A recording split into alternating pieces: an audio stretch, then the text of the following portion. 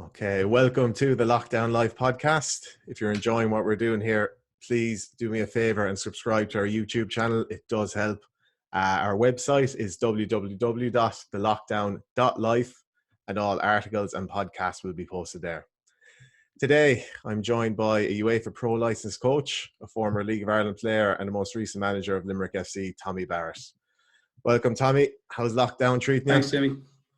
Yeah, fine. Yeah, it's different, I suppose, but it's the same for everyone. So we've two young boys at home, and my wife is there as well, obviously, and doing a bit of work from home. And she's still in work as well. So both of us are still working. So in many ways, that's a blessing in disguise. But yeah, it's tough for everyone, but it is. Yeah, we get through it, I'm sure. That's it, yeah. I suppose at least I definitely find that some people, at least if they're doing some bit of work from home or doing something that helps keep you busy, I think, which is important at the moment as well.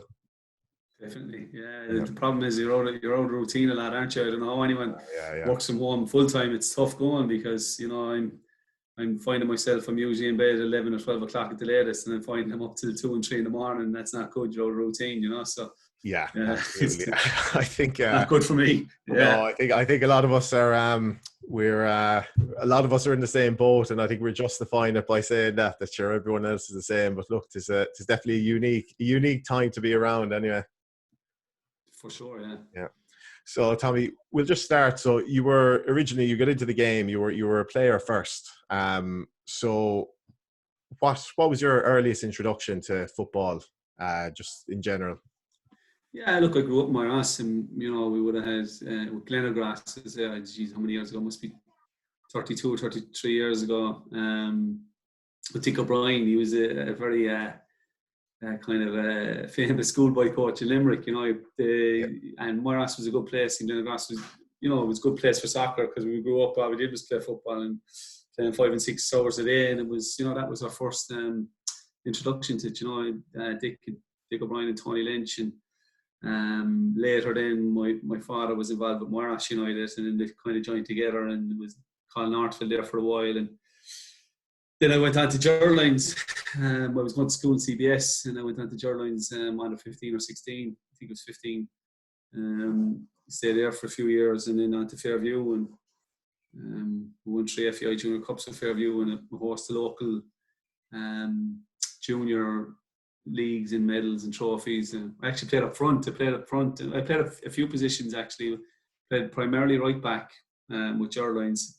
Yeah. Played up front with Fairview mainly. But I did play midfield, and I did play centre back as well. So I played probably in every position. Do you think with junior teams? Yeah. Do you think that limited your progression, or were you happy to kind of play all the different positions, or how did you feel about that as a player? I loved it. I loved the change. Yeah. I didn't care. I just wanted to be playing. So I was fairly athletic. I was at the time I would have been fairly. I could move.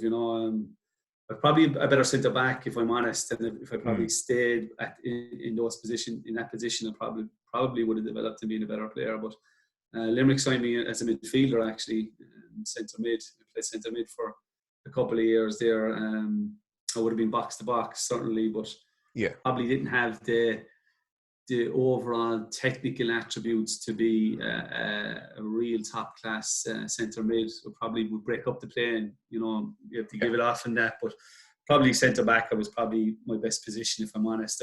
At junior level, I could play up front. I would have scored a lot of goals at junior level up front. But certainly at senior level, a few games I played there, I quickly found out and probably realised that I wasn't definitely not a League of Ireland level striker. I probably wasn't good enough with my back to goal. But I played full back with Limerick. I played every position with Limerick. I enjoy full back actually. I played full back and played right full, left full. Even started the game in goals with Limerick. So I played, in every position. I played in the wings as well. So, and I did play up front League of Ireland. So I was definitely versatile. Probably jack of all trades in many ways. Centre back or right back was probably my two better positions, if I'm being honest myself, I think. Yeah. So even from that, you to Slier, you obviously got a good overview from football from every kind of an angle, both from junior level, League of Ireland level, and then playing every position on the pitch.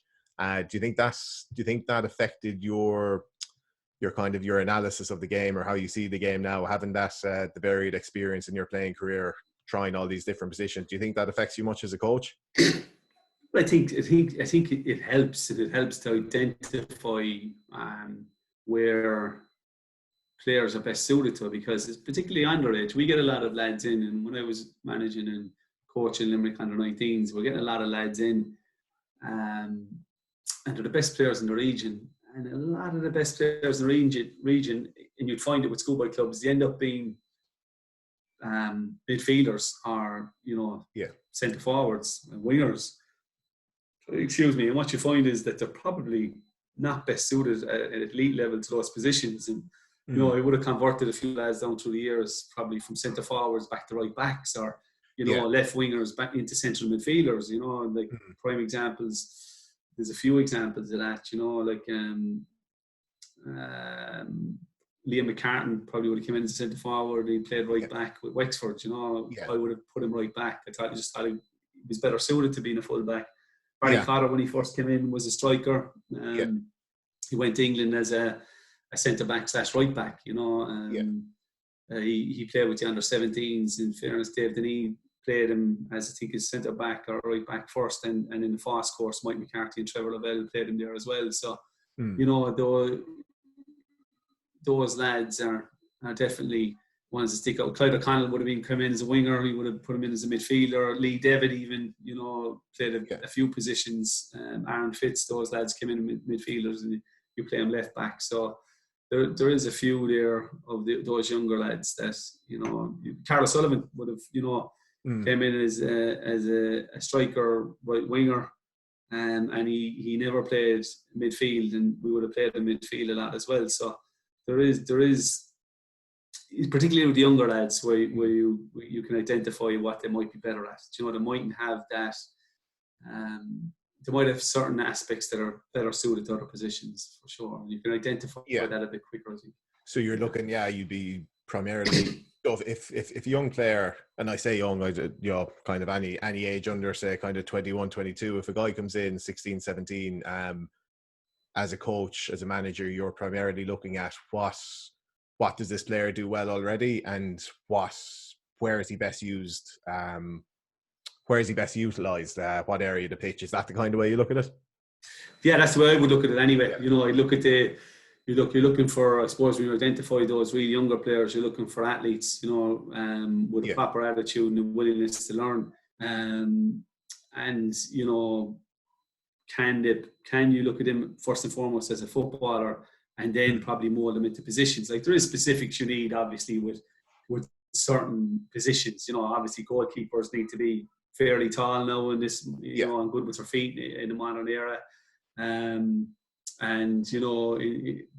It still goes without saying, I think that centre backs mainly are 6 foot, 6 foot plus. There's a few exceptions, obviously.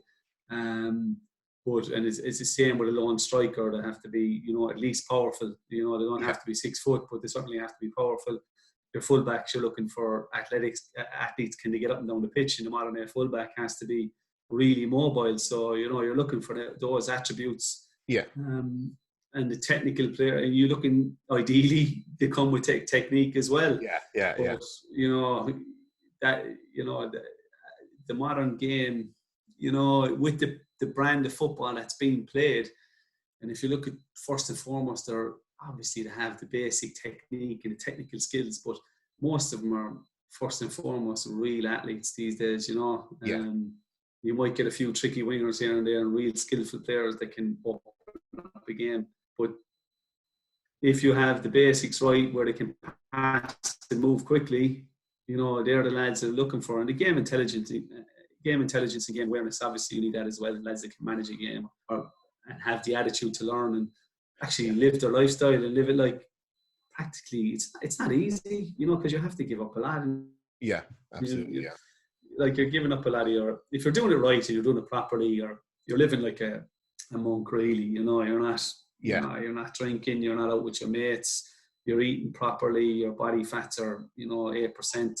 So if you really want to do it right, you're not fooling yourself. You're not fooling anyone else. They're the type of lads you're looking for.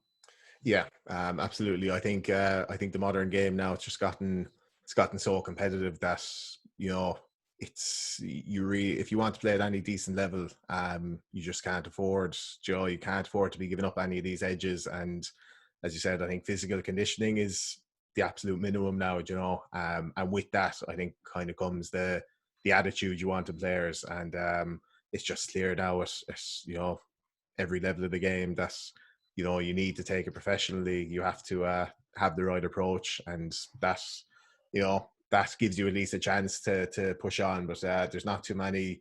I think, to sad in one way, you know, there's not too many of the kind of mavericks that there might have been in football, you know, 20 years ago. But that's just the nature of it, and I think we see that in a lot of other fields and you know, other areas in the world as well, where, you know, you can't be giving up any of these edges, you know. Just going back, so your playing Well, career. you give those Mavericks, sorry, Yeah, Jamie, you give those go on, Mavericks, so you give those really high technical players that might look lazy on the eye, I suppose, yeah, to a lot of players and a lot of people.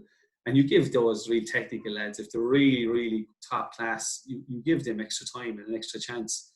yeah, of course, But yeah, 9 times out of 10, it doesn't seem to work out in my experience. And you do give them the chance. I've given lads 3 and 4 and 5 years and chance after chance, especially when they're younger. But, you know, they haven't really turned out to be, you know, to improve because they didn't want it themselves. And that happens a lot of times as well. A lot of times people want it more than that person, and their parents might want it more. So that's no yeah, good either, because, like, you know, it's a difficult game. I wouldn't be, you know, I wouldn't be encouraging anyone to go into it full time, but it's like you go into it with your eyes open. You know, it's a really difficult industry to succeed in, and, you know, you have to be absolutely dedicated to the cause. And you can get lucky, and a manager might like you, and they might bring you in 3 or 4 different places, and you might make a living out of it and a career out of it.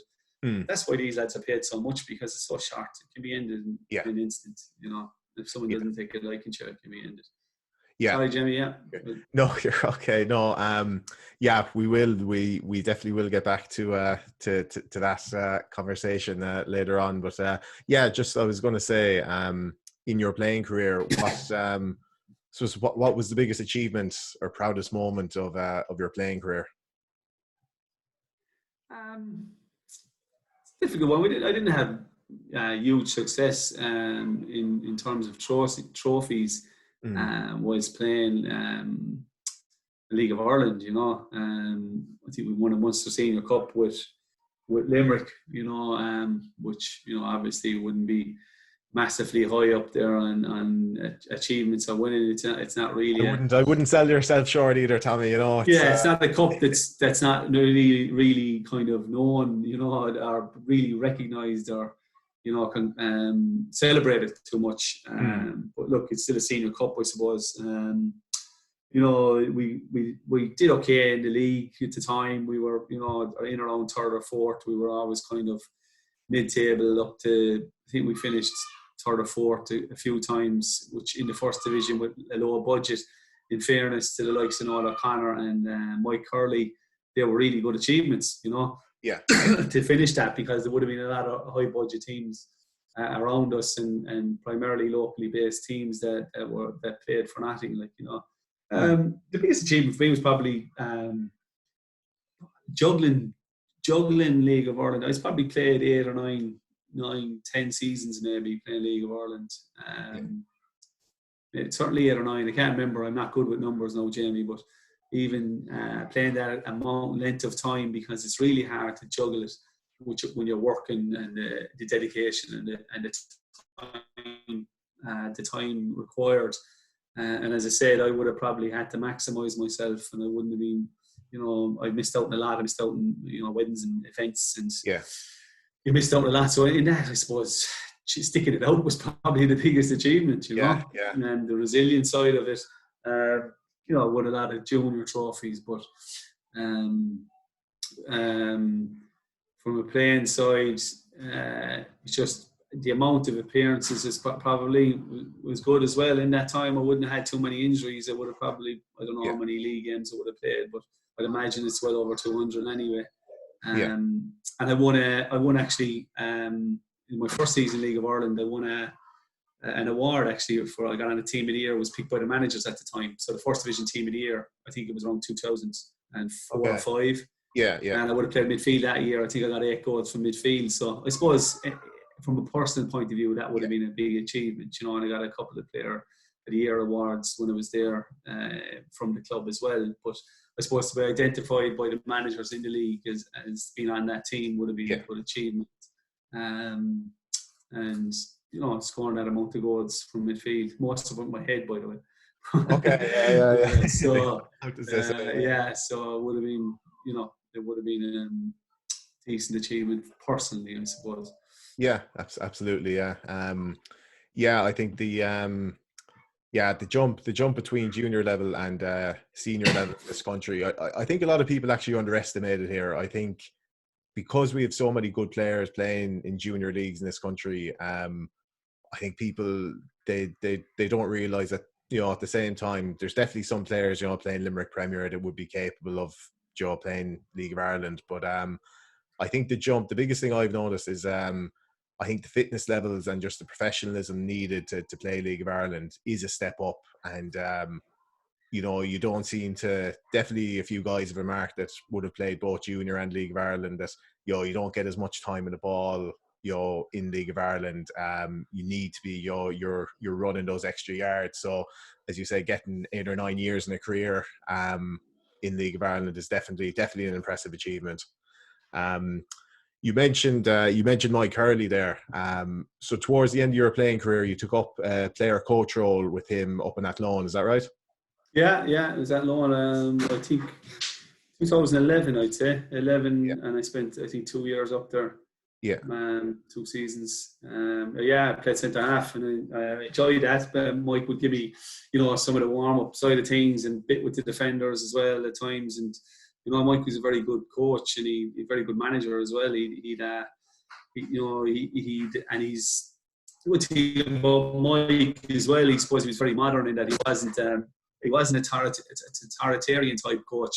He was, you know, very much he'd be authoritative. You know, he'd let you know if you done anything wrong, but he certainly wouldn't be. He would take things on board. You know, if you had something he'd value your opinion, and he'd take everyone's opinion on board as well. We still, but very much still his own man. You know, he'd make his own decisions, but he certainly was open to ideas. You know, and you would see that with Trevor Lavelle as well. When Trevor was with him with Limerick, the two boys would be very similar, you know, very good that way, and they wouldn't be dismissive of anyone. And it certainly would be players, coaches, and players, managers, and there would be for the players, you know, which is very important. But you know, Mike was really, really good. It's a shame he's still not really involved that much, you know. But you know, there's no industry in this country. That's it. Mike is a very good football brain. He's a very good coach and manager, as I said. And, you know, hopefully he gets back in. So. No, I agree. Very, very smart guy. Very. I said, I think very good football manager and coach. And as you said, interesting that you touched on the point that he's willing to listen to people around him and willing to bring on, you know, other ideas or bring new things to the table. I think that's definitely very important. You need to have your ears open and be willing to, you know, try and bring ideas from everywhere. You know. Sure. Yeah. So when did you start with the coaching badges? 2007. I did. I think the AFEI youth cert. I think it might have been the first youth cert. There was I think Pat Scully was on it actually. Pat Scully. I think Jim Crawford might have been on it, and Mark Kenny knows boys as well. I can't exactly remember. I think Jim was on it actually. But it was one of the first ones. I think it did Kildare and O'Reilly was involved in Niall Harrison. So I did that in it was Kildare. It was Kildare 2007. Yeah, so youth cert, and then I did my B license in 2010. My A in 2013, and then I finished a pro in 2018. So you know, I left gaps in between, which is important as well. You know. Yeah, definitely, I agree with that. Yeah. So you would have been starting into the kind of B license and A license in around your last few years with Athlone. Is that right? Yeah. I would have done the B in 2010. I actually was back. I stopped playing with Limerick in 2009 or 10, I think. I'd tendinitis in my knees, in both knees, and Pat Scully liked me as a midfielder. He liked big, huge centre backs. He liked 6'2" or 3. Played me once or twice there when I had him with Shamrock Rovers, and I just said to him, "Look, Pat, I can't do midfielder anymore. I couldn't move. I couldn't." I said, "Look, I can't train. I'll play a centre back if you need me." But he didn't. He had bigger lads there, and he wanted them to play there. So I actually went back to Fairview for a few months. We won an FAI Junior Cup actually the same year again. Okay, nice, yeah. Yeah. So I think 4 FAI Junior Cups, yeah. So he then I was playing away there for the rest of the year, and then Mike was it's going up to Athlone, so he asked me to go up as player coach. I said, "Look, I can do it, play centre half. You can't play anywhere else for you, really." Well, I played up front a couple of games, I think, but so I just trained. I think I went up twice a week. And we played a match. But look, I was grand. I could play away first division centre half, no problem. It was fine. I actually signed with Limerick the time they went up. When I came back, I finished midway. I scored actually in Untitled 11, I think, in my last game. When did Limerick win the league? When did Limerick come up? 2012 was it? Or 13? 12. With Pat Scully the first time, is it? Yeah. So about 2013 sounds right. I could be wrong now. I think it was 12, but I might have been 13. I can't remember. But I actually finished up in the mid-season break playing with Athlone, and we would have played Limerick a few times. But I think we played Saw Tiller, I think, and I scored in the same game. But one of their players, I think it might have been Enda Kern, was we played a high line, and I was up in a half a line. It was just before half time, and sure, he was gone. He was getting away from me, so I fouled him. But sure, I fouled him and took a yellow card. But I actually damaged my ligaments in my knee. It was one of the worst injuries I got actually. It wasn't a cruciate or anything serious, but it was still took me 3 or 4 months to recover. But I went. Limerick were on to me to kind of come back as a youth development officer and go in as assistant with the 19s, and I had agreed to do that. But I also actually, Pat Scully had asked me to sign, and I signed. And I had actually signed, but I thought I'd be back in a week or two, and they were stuck, you see, for centre halves. There was a few lads injured at the time. Yeah. But it turned out I was out for the rest of the year anyway, so I couldn't play or I couldn't even train. But I'd actually signed a form with Limerick. Okay, that season, for halfway through, but look, it wasn't needed, and thankfully, Limerick got promoted. Yeah, so that's so that brings you into your the start of your coaching career per se, I suppose. So you're kind of once you moved, so the under 19s with Limerick was your first kind of role where you're finished, your first non-player coach role, should we say? Yeah. I would have been working as a development officer as well. And so I was just a bit unclear on that. So you're playing, you're with Athlone, playing coaching with Athlone, and you're a development officer down in Limerick at the same time, or is that? I was development officer from 2008. To November 2011. Okay. I was development officer in 2000, so I was playing a bit of it and coaching a bit of it as well. When I was with Athlone, so I left then in the FAI in 2011 to take up another job. And I was so I would have been like coaching in the emerging talent program for a number of years, like from 2007, 2008 when I was development officer, certainly anyway, up until probably 2015, I would say, 14 or 15. I can't remember exactly now. Yeah. I think it might have been 15. Yeah, I'm not too far gone off the development officer or the emerging talent out in UL. I was doing that for a number of years. So, and it was out in Ennis before that in Leeds Road. So I was at it for a long time. Certainly, even after I left the FAI, I was 2, 3 or 4 years Still moving work involved in it after that. Yeah. So, you know, I coached there as well. So that kept me tipping away. Yeah. Yeah. Yeah. But, you know, How do you find the life as a as you said, you mentioned this, you mentioned it earlier, just the football industry in this country is, I don't know, you can't really call it an industry even. So you as you said, you alluded to it earlier, keeping all the kind of balls in the air.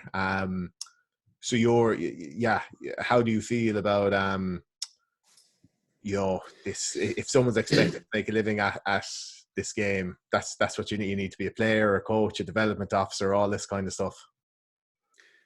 Yeah, you know, I found it very difficult working with the FEI. I liked it and I enjoyed it, but the fact that like I was doing my coaching badges at the time and I was, you know, going on to my A license probably when I was still working with the FEI, but yet you couldn't coach a Limerick under 19s even, or I see now they relaxed the rules a small bit since then, but that would have been one of the reasons why I would have you know, left the organisation. Obviously, there wasn't too much room for progression either within. Certainly, once I was there anyway, you know, so I didn't know where you're going from a coaching perspective. So I think my time was kind of, you know, I had enough time done there. But there's definitely no industry in the country. You know, there's look, some lads in the coaching side and the playing side might be making a few quid, like say Shamrock Rovers and Dundalk, but you know, how long does that last? And is enough to even, you know, it's not like English money where they're getting crazy money and that'll set you up for life, you know, so you have to have something on the back burner all the time. Like even as a player, I would have, you know, I never went full time. I probably wasn't, you know, the offers weren't flooding in either, don't get me wrong, but I certainly wouldn't, I would have thought at the time that the league was only made for part-time players. I never seen it as a full-time option for me, and even from a coaching or playing perspective. Certainly from a coaching perspective now, as you get older and you have family and you have your mortgage and you have everything else that goes with it, the money just isn't there, and the industry isn't there, and it's not built up enough.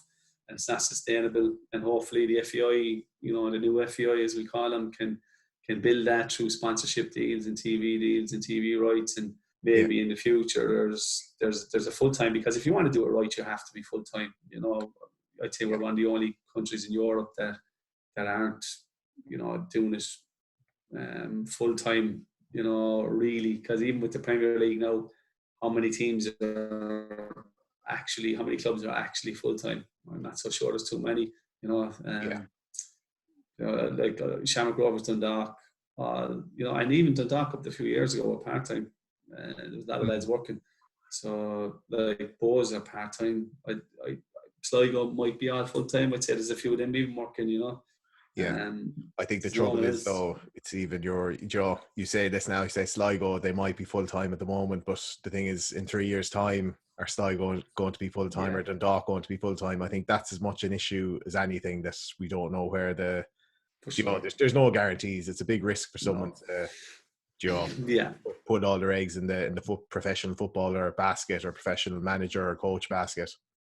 And the fact, look, you can do it part time. You know, even the coaching, like when Limerick were in the Premier League, we had some full time players. You know, not all the lads were full time, but we trained full time. You know, but that's okay, training full time, and players can do that. We did double sessions. We were doing 4 pitch sessions a week and 2 gym sessions in a game. So that's full time.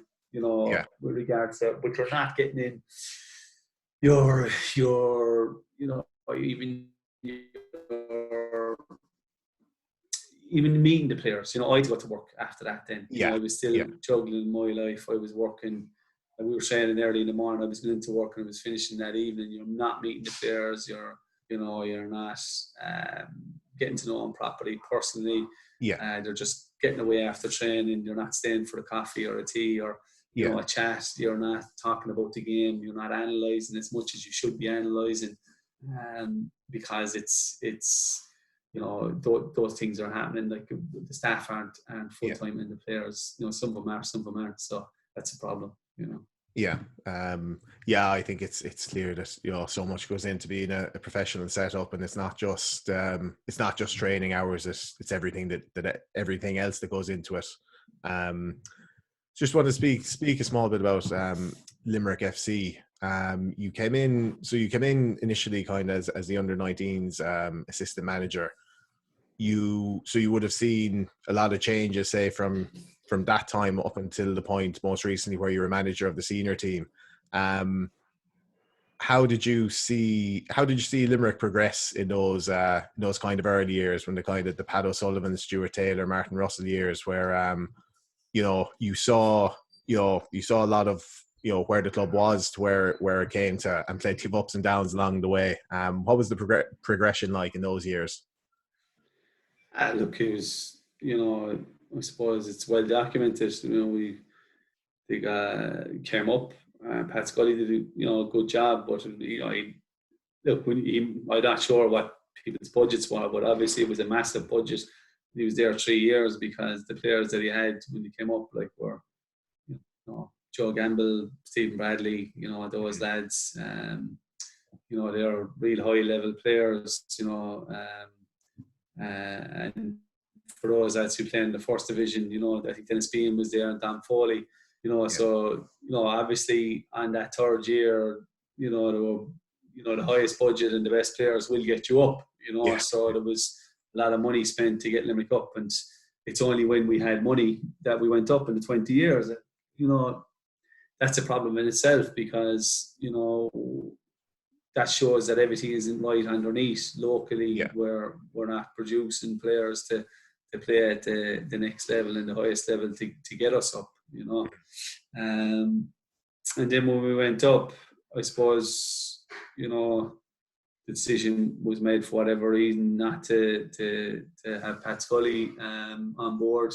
Stuart Taylor brought in a lot of foreign lads, a lot of lads from England and Scotland and elsewhere, because that's what he knew, I suppose. And you know, I think people at times as well, you can underestimate this league as well, particularly the Premier League. You know, not saying that he did that, but the players might have done that. They mightn't have had realised how difficult it was. But you know, they finished below mid-table. Martin Russell came in, he steadied the ship. Budget was cut, obviously, well, apparently anyway. So, and then it was kept for the first division. It was probably, then they walked away with it. So that was probably money that could have been better spent, you know. I think everyone realises that. I think that's fair to say. I don't think anyone would be offended by that. And then after that, then Neil MacDonald came in, you know, I'd imagine on, you know, a big budget contract. I don't know, again, I'm not sure. But, you know, there was, you know, like, we stayed up, you know. But that was about it. And then I suppose when I took over, I thought I assembled a fairly decent squad in a short period of time. We got off to a good start, and I think we were going okay until the mid-season, you know, well before the mid-season break, and the money issue started to appear, you know. And we, you know, everything went downhill from there on. I thought we did all right, actually, considering the players, the squad we'd left and the turmoil that was going on. I think I'd lost 10 professionals to finish above Bray, who had still a lot bigger of a budget than us, and probably, you know, less hassle, to be honest. And we kept it. We kept it. Things ticking over as much as we could, and the club did well to, you know, to keep things ticking over. But it was difficult. And Finn Harps, look, we should have beat Finn Harps up in Harps, and we never showed up in the second leg in the Markets Field, and we were poor and we were well beaten. But, you know, look, Harps have shown how difficult it is. They're up and down since, you know. Well, no, in fairness to Harps, they stayed up, didn't they? But look, would they have stayed up if UCD went up last year? I don't know. You know, they may not have had. You know, it does come down to the budget and the likes of that. But look, Ollie Horgan has done a fantastic job up there, and they got a great start this year, and they look to be staying up this year. You know, and not even in a relegation battle. I know there's only 5 games gone, but if you look at teams around them, Sligo and Cork, they may struggle. But it depends. I felt we would have stayed up if we didn't lose those 10, 12 players. You know, the likes of Brendan Clark was a massive loss, you know. Yeah. Brendan Clark, Conor Cliffords, you know, Dan Dennehy, those lads like Kernsey, those Mark O'Sullivan, they were massive, huge losses to that team, you know, because we had a brilliant squad as it was, and we were losing that amount of senior players, you know, I think you certainly have a better chance in the playoff anyway, you know. We were playing with a lot of young lads. Last year, I felt with the budget we had, I got a couple of senior players in, real good senior players, and we were flying it. I think we were second in the first division, you know, with a lot of young players. We weren't fancied at all. We were heading towards a playoff position. The lads then, you know, things went pear-shaped because, you know, it's well documented. There's no point going over all ground on it. Players were, you know, owed expenses and wages, and, you know, we didn't have the, you know, the support structures in place to you know, to succeed. Which is a pity, because I felt it was a good squad there, a good mixture of young and old, and the lads really busted a gut to, you know, we beat Cabinteely 3 times, I think, you know, so who you know, were on the verge of getting promoted, you know, we beat all the teams bar Shelbourne, I think, so, you know, we really put in a good show. And then it just fell apart then after the mid-season break, which was disappointing. But I could understand it as well from the players' point of view. And we lost a lot of players again. We lost like 4 or 5 professionals, you know, Conor Ellis.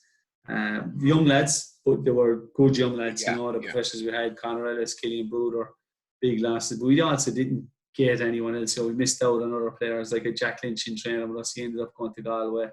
You know, other good young lads like that we couldn't really sign because, you know, they were getting offers elsewhere, and there was an embargo even on signing amateur players. So, you know, it was really difficult, and there was a negativity and an air of negativity around it. It was hard for the players to motivate themselves and for me to motivate them. Sorry, Jamie, I just have a young lad here. No problem. Sorry. The package is delivered.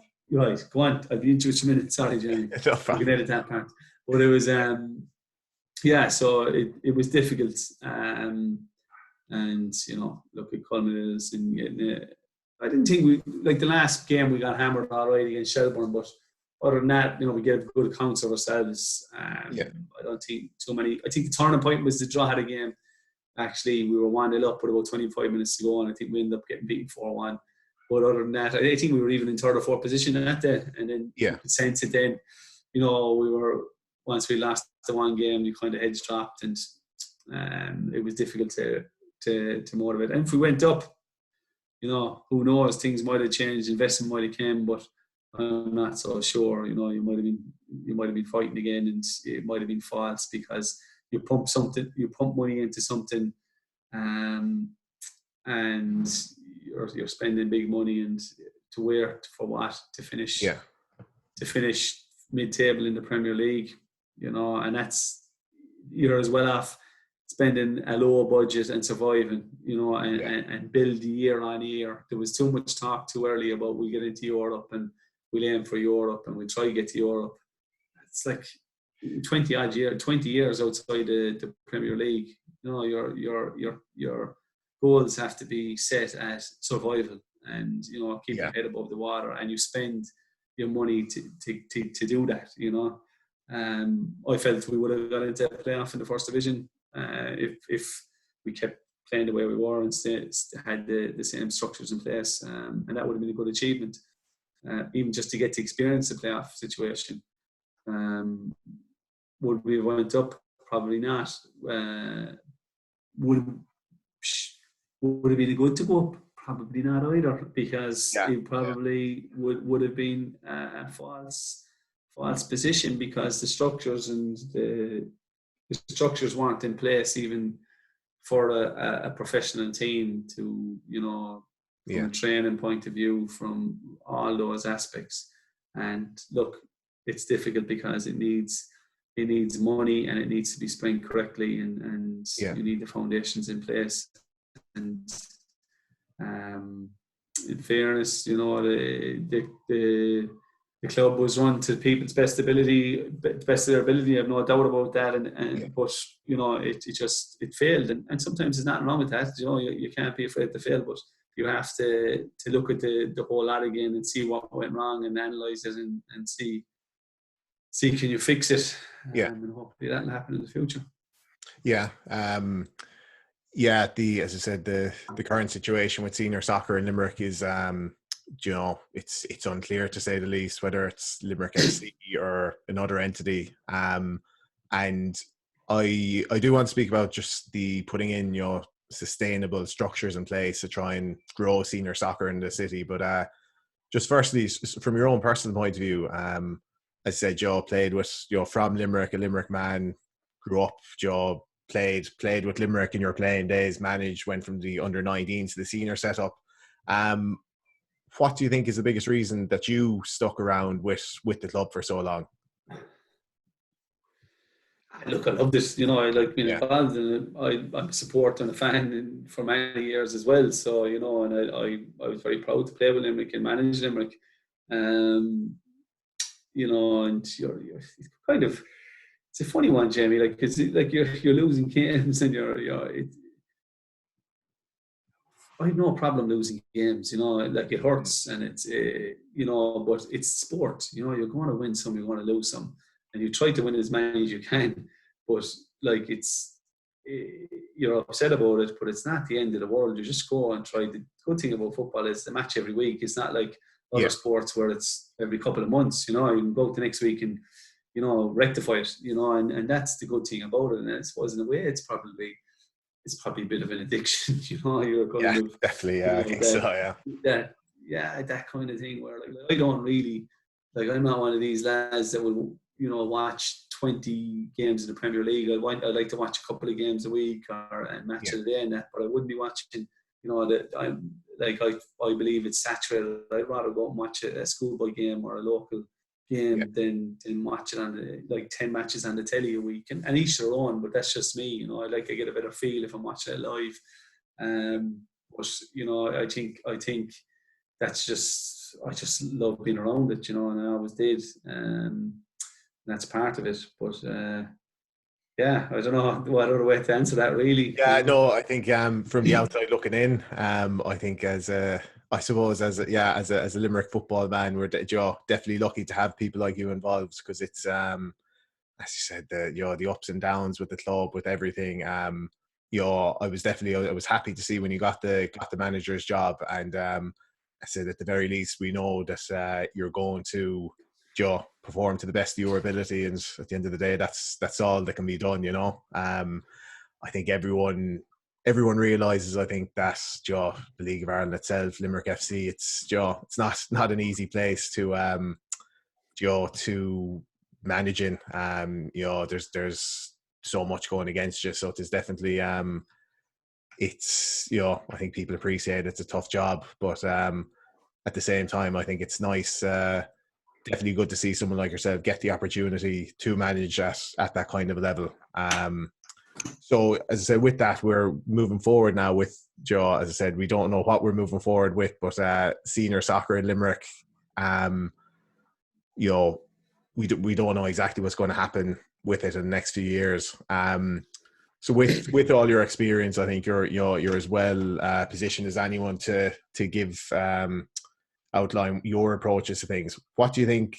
What would you do from a kind of an organizational, operational point of view? What structures do you think first and foremost we need to put into place for whatever way senior soccer is heading in Limerick? You need to go with a long-term plan, you know, and it has to be a plan where we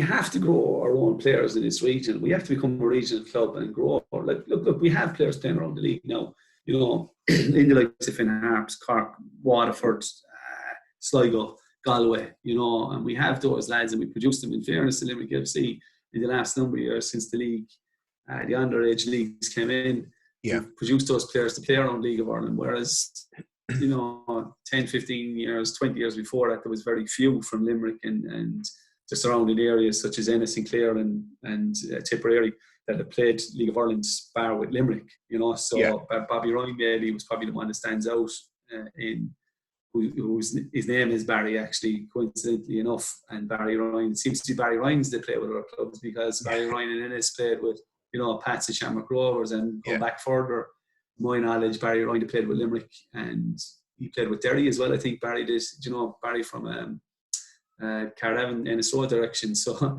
there's very few that would have played around with other clubs in the League of Ireland from this area that I can recollect. Noel Mooney might have played as well for a bit, and Mike Curley, a bit around before that. But there's very few that I can give you off the top of my head that have done that.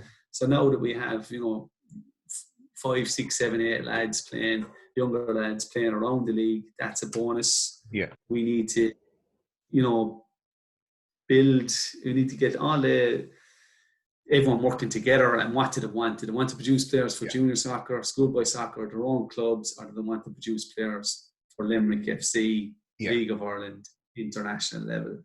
And for me, that's part of the big problem. The schoolboy clubs, and they do great work, and there's a lot of excellent schoolboy clubs out there.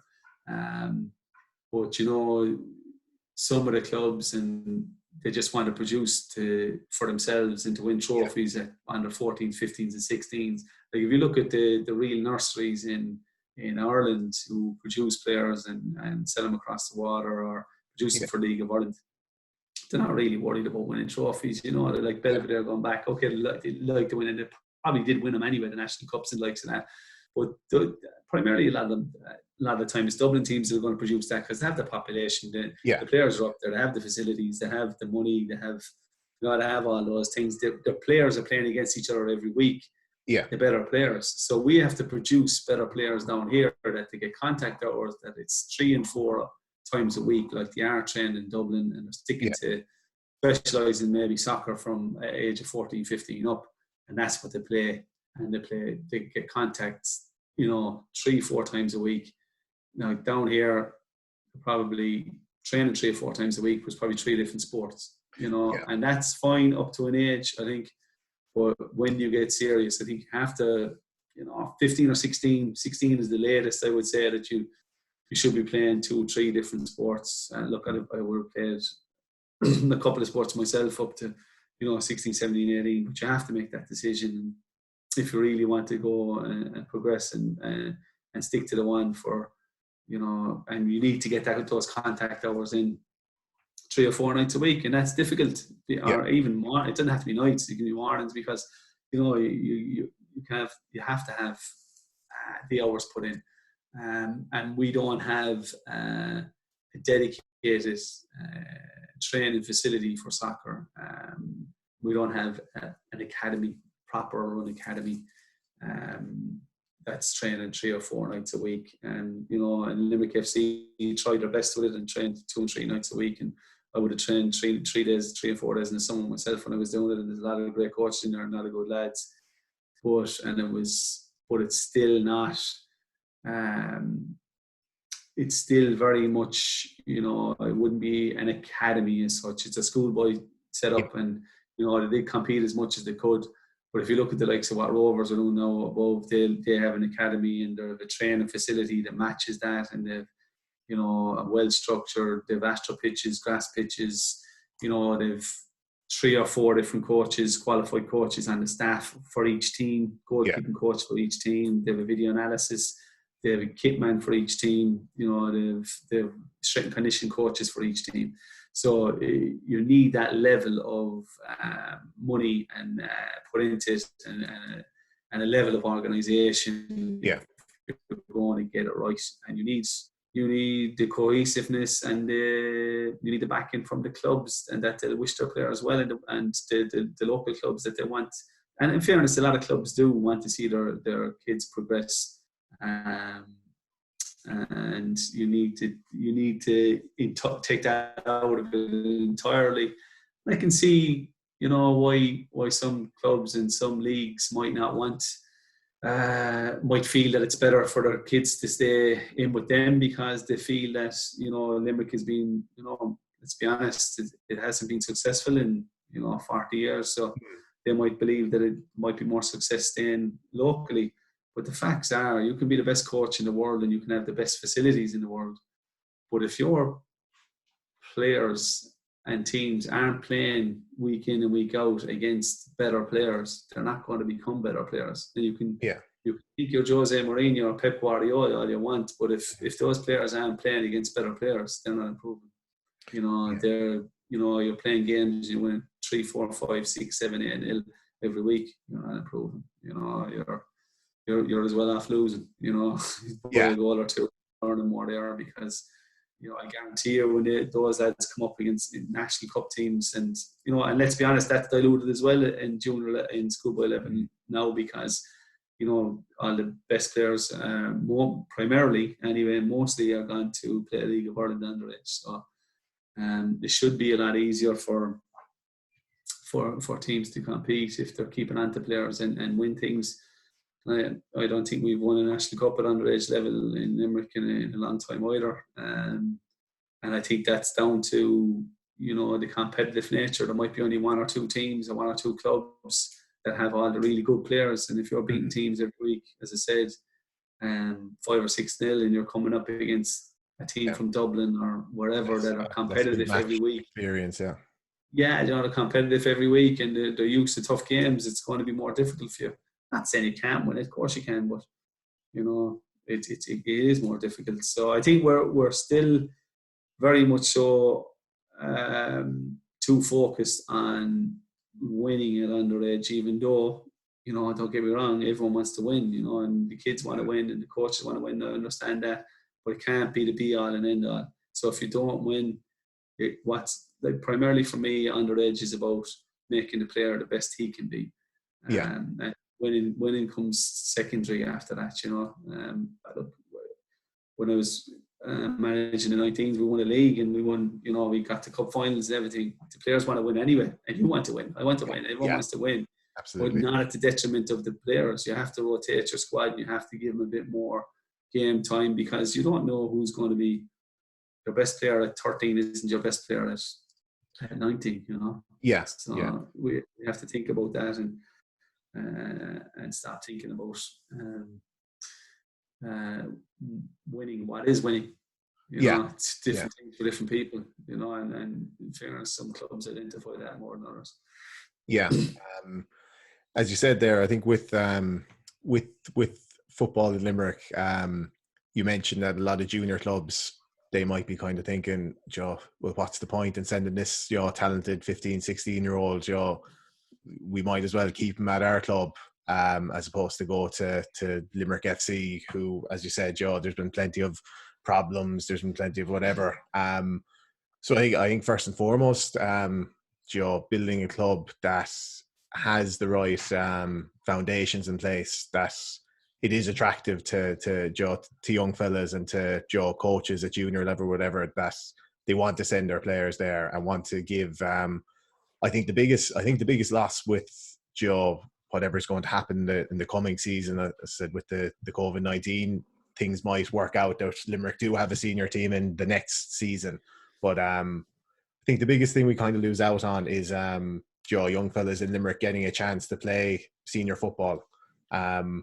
What do you think about that? Yeah, look, I suppose going back to clubs have been really good in sending in players, and we got a lot of players from, as I said, the region, Tipperary, County Limerick, Limerick City, and most clubs would encourage their players to come in. I think the big problem is when they go out of 19s, they say we could get lads in from the county, for example, and a problem for them. Some of the teams is, or some local city teams, is if you get a good lad in and he's training for 2 or 3 years with Limerick, probably end up going to one of the stronger junior clubs and trying to in the city and trying to win a trophy or but that happens, that's natural, that's football all over, and it's unfortunate, lads should probably go back to their own clubs, but in saying that they're probably thinking, well, I can play here at this level and I can compete nationally at junior level and I might get a chance to go back in at senior. So I can understand it from a player's point of view. And I think that can be an issue. But again, it has to be down, at that stage it's down to the player, and they should be proud of the fact that they're producing players for a League of Ireland club and maybe even beyond, So the question again, Jamie, I'm after going off on a rant there. Yeah, no, that's kind of covers it. Yeah, and just giving just I think Limerick FC or whatever, the senior team in Limerick. Do you think that should serve primarily as a platform to give local Limerick guys the opportunity to play Senior League of Ireland football? I think now it should anyway. Yeah, should that be one of the core features of the club, or should that be one of the primary goals for it? I think now it should be, because we're in a position where whatever happens, there's no senior Limerick team, Limerick FC. There's the 13s and 17s at the moment. I think it is. But in the next few years, whatever Limerick senior team, whether it's the current Limerick FC or I know Treaty United Women have a senior team. I suppose their flagship senior team at the moment is a women's team. Is a senior team, which is fantastic, and it's great for the city and the region.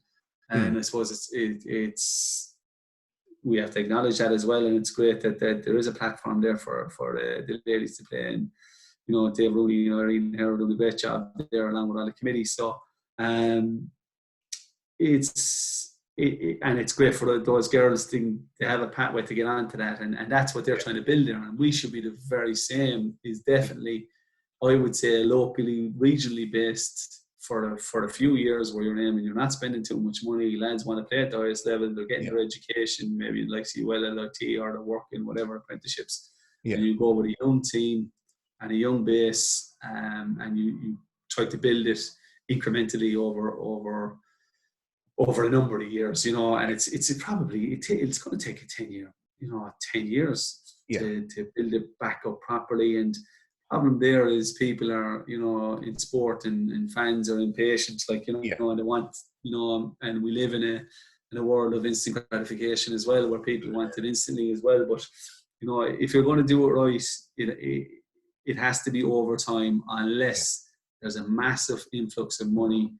And then you can have, and even then I would say you have to have a core of the players that wouldn't spend too much money, and you have to have a professional setup and give lads a wage a week that's a steady income, and you train it properly for 4 or 5 days a week, and it's full time, and you have full-time coaching staff, and you do things right. Yeah. And look, there's massive potential there. There's potential in the region for a huge sponsorship, even from the amount of companies that will give a club money in a well-run club, and if they know it's going out to local players and sponsorship is there, I'm sure it would be there. But there's probably 40 years of not being successful on and off the pitch that has to be kind of addressed. Yeah. I think there's only I suppose there's only so much we can do about the past, but I think as well it's worth mentioning that the football in League of Ireland and senior clubs in League of Ireland is a difficult it's a difficult gig to run. So Limerick isn't unique in the fact that there's countless examples of money being poured into clubs and not being successful.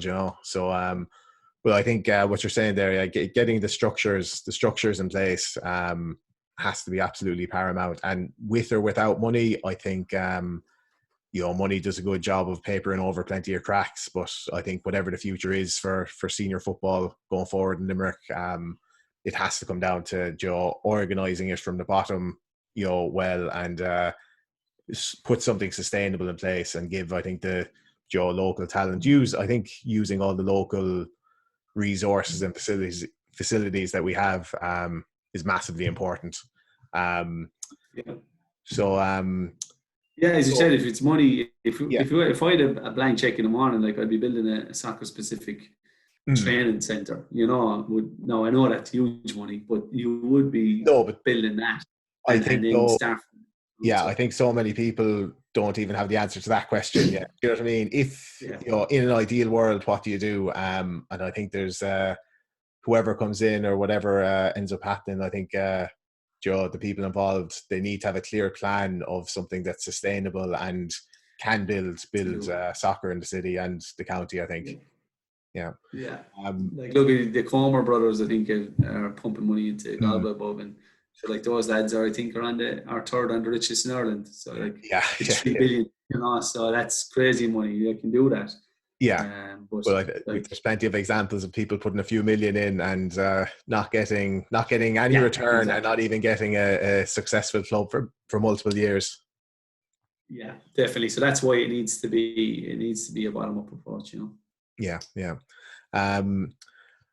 So we're given the uncertainty of everything between COVID-19, senior football, the FAI. What's the future hold for Tommy Barrett? Any upcoming plans, or do you know where your coaching or managing career will go in the future? No, well, like from coaching, I'm doing a master's at the moment in LIT, in social care management actually, but so that's not football related. So I'm busy, Okay. and I'm busy with work as well. Yeah. Okay. Yeah.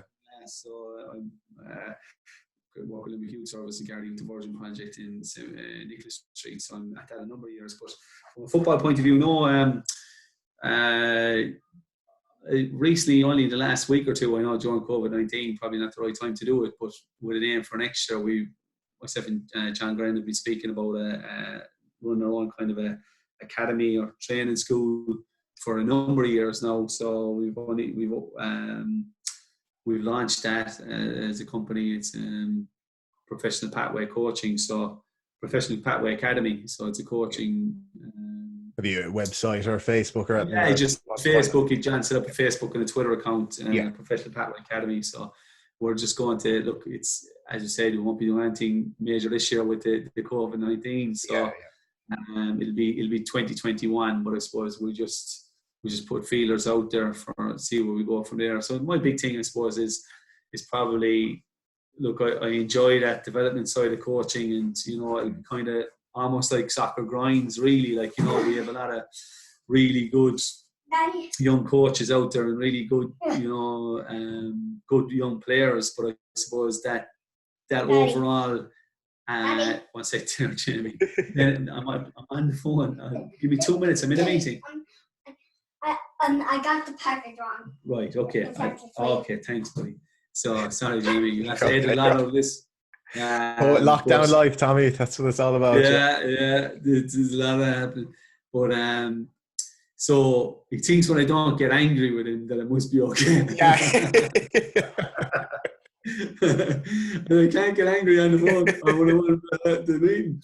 But so it's very important to keep look, and I enjoy that aspect of it, the underage and the younger lads. But you know, and obviously, you know, it's hoping to build a business as well, and it's very difficult as well because, people are used to in this country probably of free sport being free, you know, and you know, they're asking for money that people look at and find difficult. But you know, if you want to do things right, it's like what respect, like I would have spent, you know, a lot of money on my coaching badges, the professional badges.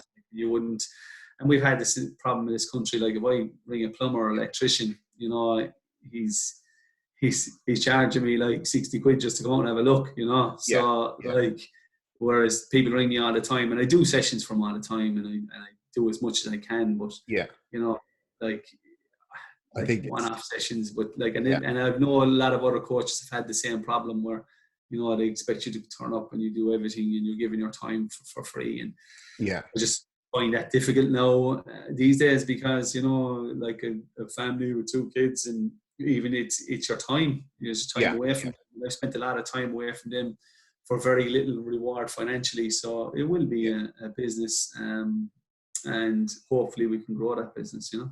Yeah, I think a mentality shift in this country, I think, is like I think above all else that could be a big move towards joy when we talk producing senior international players, not just like League of Ireland players, but producing top level players. I think is Iceland, I suppose, are the perfect example of, I don't know how many qualified coaches they have or whatever, but it's all it's an industry, as you said, Joe. It's people expect that if their kid is getting top level coaching, that someone has to foot the bill, and I think that cost needs to be shared some bit. So I definitely think that approach in this country for kind of high level sport, you get what you pay for, I think. And if the better coaches we have, Yeah, look, and we see it. I suppose team sports is probably we haven't caught up there and there. Where if you're going to gymnastics or taekwondo, like they're paid handsomely for it, Exactly, and lads that probably haven't put in the hours. No disrespect, they should be getting paid for it, but probably haven't put in their hours of coach education that the likes of soccer coaches or rugby coaches have put in. So it's that time. Like, look, as said, the pro license is the highest. It's the highest. You mentioned on you mentioned on an interview, it costs more. Often costs more to get the UEFA Pro license than a PhD. So I think if that doesn't indicate to people what the the level of the qualification. Yeah, exactly. So and even the lads that do the up as far as rail license, they're spending a lot of money. So you have to look at your time and say, no, don't get me wrong, I've done my fair share of sessions for that, and I will continue to do that in the future as well. But I suppose it's a business we're trying to set up, and hopefully that will take off. But look, you never know. You give it a go and see, and all you can do with these things. Yeah, we'll see how it goes. Yeah. But other than that, no, I'm not doing any coaching. I'm happily not doing any coaching actually. I've done a few sessions here and there for a couple of clubs before Christmas, but I haven't done a thing since after Christmas, and I'm happy not to be doing it, Jamie. I'm glad of the break at the moment, to be honest. 20 plus years, I'm sure, of probably the longest period you've gone without putting on the boots multiple nights a week. So having a break can help as well, I think. You can, because I was kind of gone a bit like a bit stale. I have a lot of other things on it still. I'm doing a master's at the moment as well, so I'm busy, and work as well, and family. So I think that I'm not missed it too much just yet. Yeah, yeah. Right, thanks very much, Tommy. Appreciate you coming on. Hope you enjoyed it.